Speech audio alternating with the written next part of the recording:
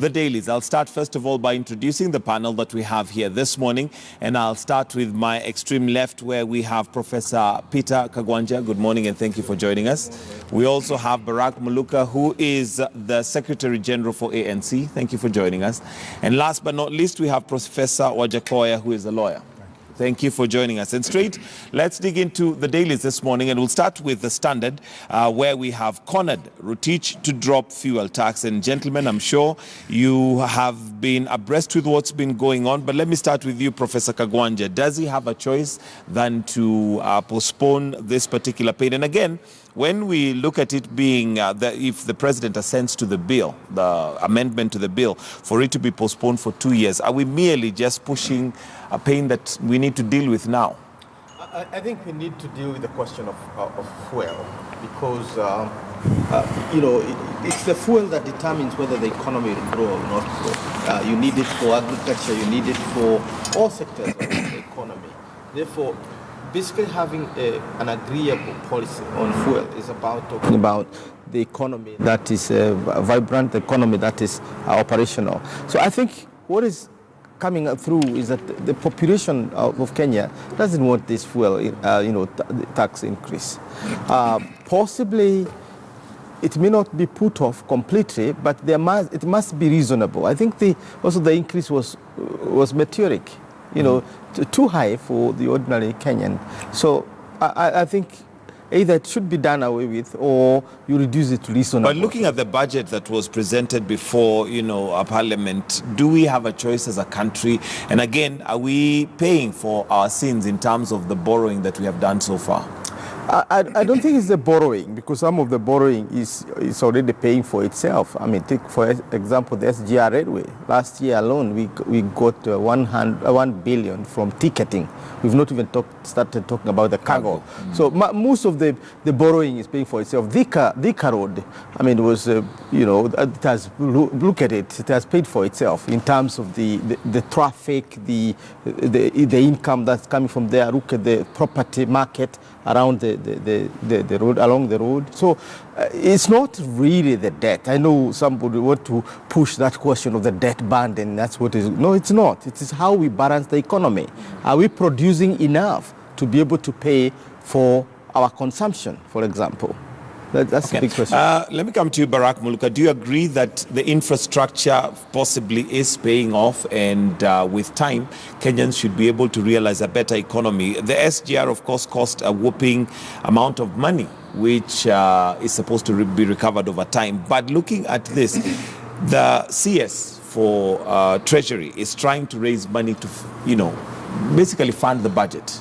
I do not have the statistics, Mike. I've not seen any credible and trustworthy statistics being released by these institutions, and therefore a lot of this would be in the terrain of conjecture for me.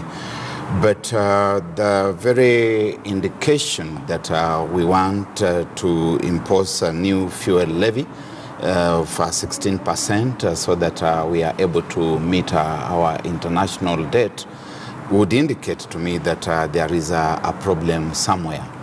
That we have gotten ourselves into a situation where we hear that 50% of the revenue collection in the country today is going towards debt repayment.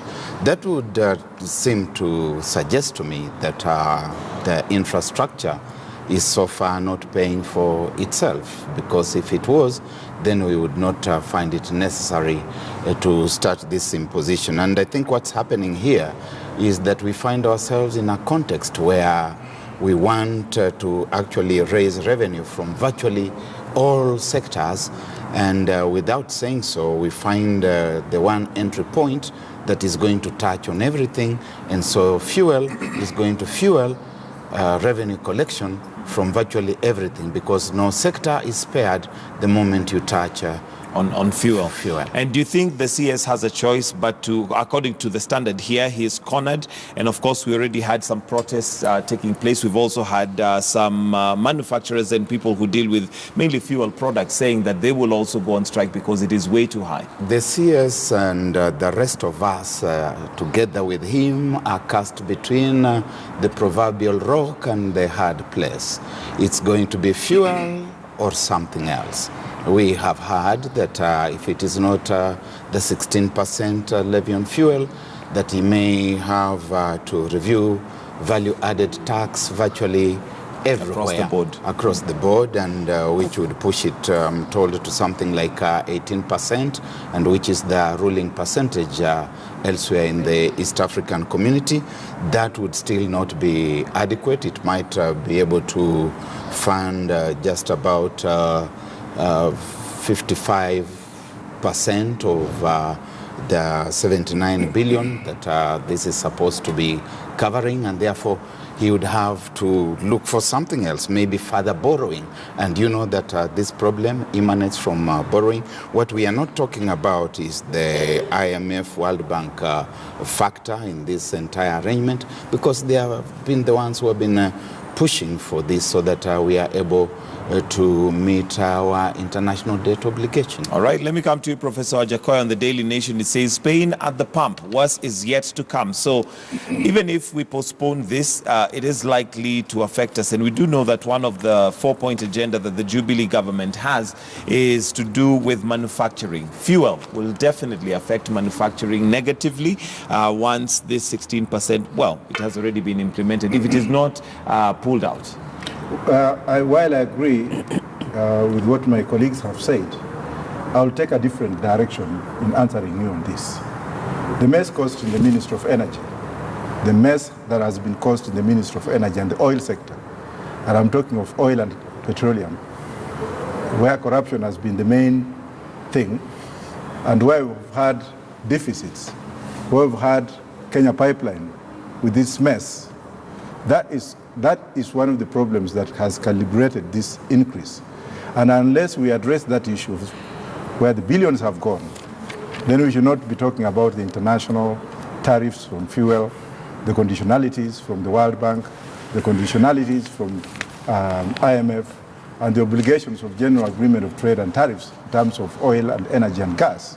Therefore, the Minister for Energy, in particular, should be blamed for the increase, because of the mess that has been caused up in that ministry. And because we have not been told up to today, we have not been told what's going on as far as the corruption that has been increased, has been talked about in the energy sector. We are going to go around talking about the world, international nations and what have you, but that needs to be. So what solution do you think the government then needs to implement to ensure that the manufacturing industry is not affected negatively, given that that's one of the 4 pillars that they have put forward as a way of Kenya getting out of, or rather, improving our economy? First of all, this issue of the lifestyle audit should go to fuel style audit and corruption style audit, which should now be should graduate into the court style audit as it's happening now. We will not hear of lifestyle audit anymore. These people should actually be court style audit the way it's happening. Because even if we talk what, or even if we say what, or even if we talk about the 4 pillars, this particular issue is cancer which has to be addressed. And I'm sure, and I'm very glad that the president is not mixing his words seriously. And unless I see the Minister for Energy issuing a statement as to the deficits that have been caused, I don't want to speak about this. All right, and maybe Professor Kagwanja, to come to you, and of course corruption has a role that it has played in all this, especially the cost of living, and this is because it's not that Kenya doesn't have enough revenue, but the fact that some of that revenue does not go into the right places. We've just talked about the IMF and some of the loans that Kenya has. And one of the things that bedevils us as a country is the fact that that money has come in, but possibly did not go into the right causes that it was supposed to. I think the challenge of our economy, and by economies I mean broadly African economies, is the question of efficiency. That's usually not there. You've designed a project, you start implementing it, and then there are too many things to negotiate rather than looking at the core intention of that particular project. And those are part of the leakages that we have in economies. The second, of course, is corruption, where money is siphoned to the wrong direction and therefore does not again do what it was supposed to do.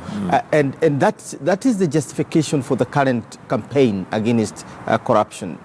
So that we start now harnessing these resources, not only to be able to pay debts, but also to produce so that the citizens can begin to enjoy the fruits of those investments.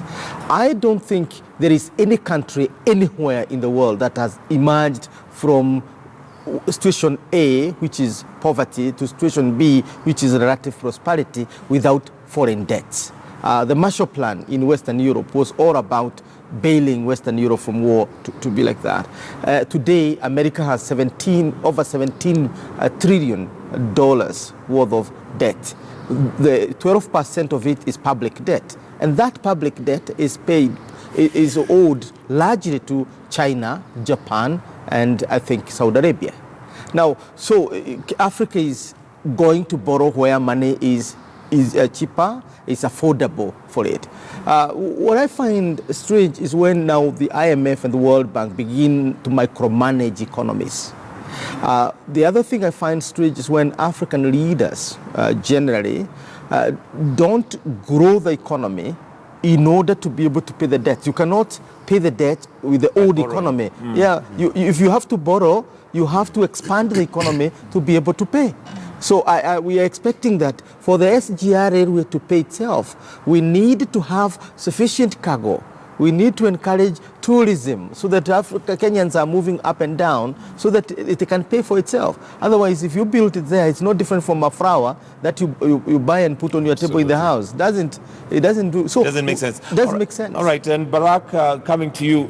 One of the things that we need to do as a country to ensure that we get out of this rat race is increase our production. We are more of consumers. We import more than we export. Yet we have the raw material. And I would imagine that the government's plan in building the manufacturing industries to ensure that we are able to produce more. But are we doing enough? Because even if this 16% VAT comes on fuel, as long as we're not manufacturing, as long as we're not exporting, as long as we're not selling to get the dollar come in, then we remain in a very dire strait. A very broad question, Mike, and first allow me to agree with Professor Kagwanja here that we must talk about productivity, which really plugs into the question that you are asking. We must know that this infrastructure that we are putting in place is going to play a very specific role towards the growth of the economy, be it in the movement of primary products or value-added products. If you look at the construction of the old railway line, for example, we are aware that the British constructed the railway from the Kenyan coast to Lake Victoria with some very clear objectives. And they wanted to reach what they called the headwaters of the River Nile because of the trading activities that were going on further up north within the Mediterranean Sea, Suez Canal area. And within a very short time, they also realized that the railway line must pay for itself. And therefore, you start seeing the land alienation in parts of central Kenya, parts of the Rift Valley, and you have this large-scale farming that then took place. Those of us who are growing up in this country in the 60s and earlier on will remember how the railway line was very busy all the time transporting farm animals, farm produce up and down and the like. And so you must have a very clear blueprint of what you want to do with that. Those are the kinds of conversations that we should be having in this country. Unfortunately, the conversations that we have, including the agenda that is set by the press, have been largely on who is going to team up with who to win which election. And that very minimalist agenda that does not help in development of the country. If we are talking about manufacturing, we must recognize that it's not the role of the government as such to build factories and industries, but to give us that enabling environment, and we should be having conversations that contribute to that thought, which is a good thought that the present government has, but which we must all then be enjoined into in the context of constructive conversations. All right, Professor Ojakoya, what are the areas that we possibly need to concentrate on, especially in regards to ensuring that we manufacture, we export more than we import? First of all, privatization is the key. The United States markets, which have become market-friendly, which are the government, I mean the US has created market-friendly notions to privatization. And it timed the oil industry and energy industry to move it away from the government or government-related ventures into private entities, whereby the issue of competition was created and the introduction of tax rebates came in. And the state of Delaware, for example, became the first state in the US to go ahead of other states to introduce, to give incentives to companies that wanted to invest, with exempting them from taxes or giving them tax rebate. As Barack has righteously said, instead of us concentrating on what is viable to generate manufacturing industries and put it in the hands of private sectors, we are busy going into other agendas, teaming up with things that are very, very relevant, going into seeing as we used to see in the last 4 decades when the President Moi was in power, power-hungry manifestos whereby churches have now become part of corruption and sleaze, where they are not even asking for the source of revenue, and KRA failing to ask for those people who are putting in big money. I'm sorry to deviate. We should actually come in the regime of encouraging privatization in energy sector so that companies can come in and compete. We should also encourage privatization in the rail sector so that it's not only a government obligation with those that they have signed bilateral trade. We should encourage Gitonga to have a locomotive kind of cargo rail, or to have a company that can pay and utilize the rail so that it can open up trade that other people can come in. And we can talk of the rail coming in and the SGR paying for itself, but what about transporters who have been using the roads? Where do we leave them, for example? Are we just geared towards an issue of like having a venture which is going to pay for itself, whereas the other side of the economy is actually decaying? All right, and we'll wait and see whether the president is going to assent to that particular bill to postpone the 16% VAT on fuel. But let's look at other stories in the papers. Page 4 of the Standard, we have, "You're free to audit my father's wealth." That's according to Raila. Barack, this again going back to the lifestyle audit, but you do know that politicians are well known for posturing and saying things that they don't mean. Is it even practical to audit their fathers and their grandfathers, as they have said? That is the president and Raila Odinga. There is a sense, Mike, in which a basis for that kind of audit has already been done and laid. It's not such a difficult assignment for us, because we had the Bethuel Kiplagat-led TJRC, Truth, Justice and Reconciliation Commission, and the report was made. Yes, it may have had blemishes here. It raised controversy quite a bit, and we have been told that it may even have been kind of adulterated by certain things being removed and so on. But even that which may have been removed would be sitting somewhere. People know where it is. So there is a basis for this. If people are making these kinds of pronouncements as just part of empty political posturing, they really must know that the basis is already there. And what is regrettable is that this report continues to gather dust in the National Assembly. But the basis is there. Professor Kagwanja, Your thoughts on, that kind of posturing by politicians in regards to a lifestyle audit? It is a serious thing. And I believe that the intention of the lifestyle audit is to ensure that we root out corruption. But now...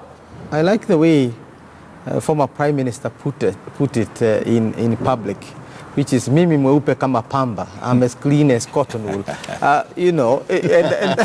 And that's how every politician would like to project to be perceived. Now, the truth of the matter, and I don't know why Kenyans keep on splitting hair, corruption is a crime. We cannot keep on saying, how did you do the robbery with violence? If you are a thief, you are a thief. And why the anti-corruption, campaign is working now, and why Kenyans are beginning to have faith in in President Kenyatta's government in terms of fighting corruption, is because you are going for the real thing. These are the catwalking and so on. It's not. I know many people support EACC and so on. For me, corruption is crime. It's not about audit. First and foremost, just imagine how much money we use to do elections. How much money we spend on doing, like we're going to do census. Where is the infrastructure to do this audit? And who is going to be audited and who is going to be left out? So do you think these are just political statements? It is basically hot air. It's political hot air. Because first and foremost, we don't have the infrastructure. What is the architecture of auditing Professor Ajakoya? Unless we are going to isolate certain individuals and target them perhaps for something more sinister than trying but even if you do that, that's not your job. The job is the criminal investigation things. They're the ones who choose who to investigate and who not to. Therefore, if we just remove corruption from the docket of ethics and religious and faith-based matters, and moralities and all, and we put it to the side of the criminal, then we know we have jails, because our society is so well structured that we are just introducing some, woolly issues in order to conflate. To be honest with you, this kind of discussion, audit me, do audit this, is part of what is confusing us. Leave it clean and neat. If it's criminal, it's criminal. We're talking about public funds. Rotich, we are now fighting with Rotich over fuel. Rotich is trying to put money on the table for us to spend. But instead of it being spent on what Rotich wanted to spend for, it is put in Wajakoya's pocket or Kagwanja's pocket. Now, is that an ethical issue for me? Is it a moral issue? It's criminal. So why would I be audited? Don't audit me. Arrest me. So, do you agree that this is just political posturing? Definitely. You find that the very, very people who are talking about this are the same people who are running to churches with millions and millions of shillings. And churches have also become a center of corruption. Some of these pastors should go to jail. Let them go and pray for me to die today. But let me tell them. Let me tell them. God forbid. Like now, today, you find leaders like whoever they may be, coming up and saying, we are going to make sure we fight corruption. But on Sunday, he's giving millions and millions of shillings. Where is KRA to look into the source of that money that they can pay? But that's where now the audit comes in, because if you say it is giving millions of shillings, maybe he has a way he has gotten that money. Let's move away from audit business. Let's move away from this language of lifestyle audit. Kinoti has made it very clear. The DPP has made it very clear. Now the EACC is now following as if they have woken up from slumber. Take people to jail. The way it's happening. If the courts can be seized of the opportunity to do lifestyle audits when a crime has been committed, and it's not because we have an absence of laws. There are enough laws that will have the criminals arrested and prosecuted. And please, let's start with Raila and Ruto. On what? Arresting them? Yeah, let them go and explain to us some of these things, like what happened in the Mumia Sugar Company, what has happened in land grabbing. Let them be taken to court and let them explain from court. Not this issue of coming up and telling us, oh, I am as clean as Pampa, when things have gone wrong in this country. Let's follow the Philippine president's style. We don't want this mediocrity of people coming up to tell who. Okay, but if we took that avenue then, Professor Barak, do you think then we have any leaders that would be left? Or would we be having all our leaders basically going before a court of law? I think we are fixated with this thought that leadership is restricted to a certain college of individuals that we know and who have projected themselves to us as leaders, while in truth there are very many leaders in this country, and those are the alternative leaders that we need to be looking up to. There remain very many questions that have not been answered. We know about the molasses plant in Kisumu. For example, how did it change hands? There are questions that have not been answered, and if you go to the TJRC report, you will find them there. There are questions about the Afya Center along Tomboya Street, how it was acquired by a certain family, a prominent one from Luo Nyanza. We need to have answers to that. We know about the question that he has raised about mumias, which needs to be answered.